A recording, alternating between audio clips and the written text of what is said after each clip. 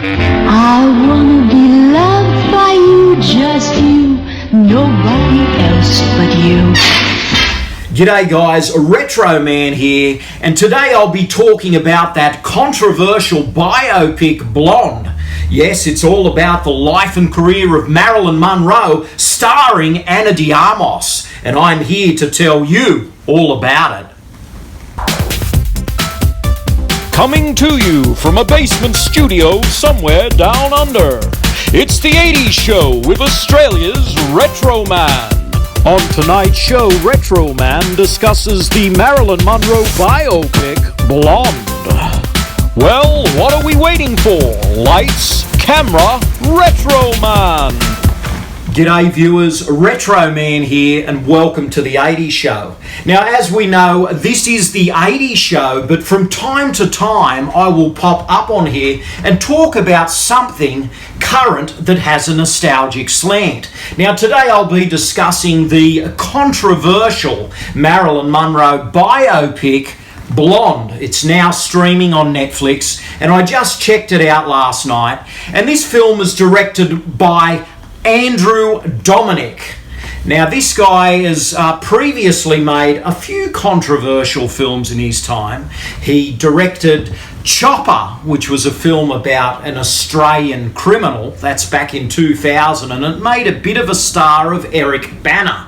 And he's also responsible for a double pack of Brad Pitt films. The Assassination of Jesse James by the coward Robert Ford is one of those arty westerns that he made. That film starred, as I said, Brad Pitt, and the coward Robert Ford was played by Casey Affleck.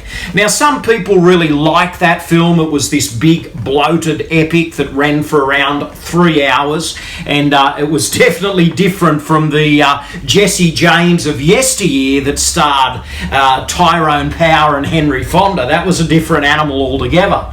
Anyway, he also made that other film with Pitt called Killing Them Softly. Now, that film was a matter of taste once again. It was a dark, bleak crime film. And now this leads us to his interpretation of Marilyn Monroe's life with the film Blonde. Actually, Blonde is based on a book, and that book was quite controversial as well. I haven't read the book, and as I understand it, some people tend to look at elements of that book as a bit of a fantasy as well. So anyway, now we have Blonde. This is a controversial film. In fact, it comes out with an R rating. I think in America they stamped it with an NC-17. This is a very explicit film. It's a very dark, demanding portrait of Marilyn Monroe's life and career. And in fact, it's more Norma Jean than Marilyn. I mean, Marilyn is the Hollywood facade that she took on. But Norma Jean, behind the glamour, that was Marilyn. She was Norma Jean, and she was this very fragile person who suffered a lot of traumatic events in her life. So this film depicts the dark side to the glamour portrait of Marilyn Monroe that is always out there. I mean, back in the 80s, Marilyn Monroe was everywhere. In the 90s, in the millennium, Marilyn Monroe is a portrait and a figure, an iconic figure of Hollywood glamour and stardom and fashion and beauty. And this film is certainly none of those things. This film is a depressing 2 hours and 45 minutes that just gets into the dark stuff. How much of this is true, we don't know. Some of it, I think, is true, and a lot of it is dramatized in a very explicit way. It's almost too much to stomach. Those of you that decide to check it out, I think will find it a very troubling 2 hours and 45 minutes if you can last the distance. I'm glad I had my finger on the fast forward button at times. So this is a biopic that will divide an audience. There's been a lot of biopics lately when you think about it. Elvis came out earlier in the year by Baz Luhrmann, and that divided audiences as well. But this is the controversial one, Blonde. This is the one that is definitely grabbing the headlines and getting all the attention. At the moment, it's number one on Netflix, and it could possibly be number one for all the wrong reasons. I will just say this, that if you choose to watch it, brace yourself, because it's a harrowing film. Some of it's in colour, some of it's in black and white. The aspect ratio changes throughout. There's the central performance, the girl that everyone is talking about, the Cuban actress Ana de Armas, and she really does a great job as Marilyn Monroe. It's kind of uncanny at times. You think you're looking at the real thing, and I think she does a good job, even if the Cuban accent kind of slips in there sometimes.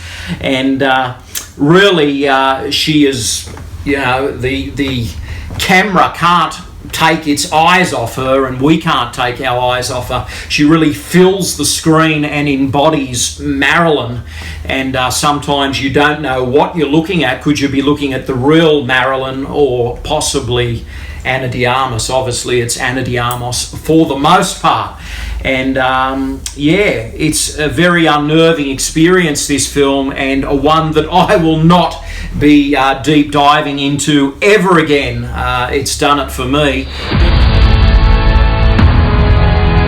Marilyn doesn't exist. When I come out of my dressing room, I'm in army jeans. Marilyn Monroe only exists on the screen.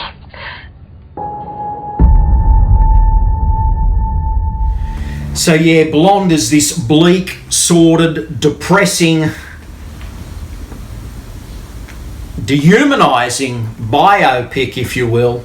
And I don't really know who this is for, and a lot of people have poured their talents into this, but the end result is really a horribly, torturously, if you will, depressing experience for the viewer. So I don't even want to imagine any more about this. I think less is said, the better. But poor old Marilyn, if the things that were depicted in this film are the truth, I think it was better left unsaid. So that's it, guys. That's my little take on Blonde, and understandably it's a film that people are going to check out. It's the big film at the moment. It's the Marilyn Monroe biopic, and she is definitely one of the icons of Hollywood. And this film, unfortunately, though, I don't think it does the Marilyn Monroe legacy any justice at all. Let's just leave it at that, guys. Thanks for watching the show. It's been an absolute pleasure. This is Retro Man, living the dream, 80s style. Stay gold. Thanks for watching. Retro Man will return faster than a boomerang.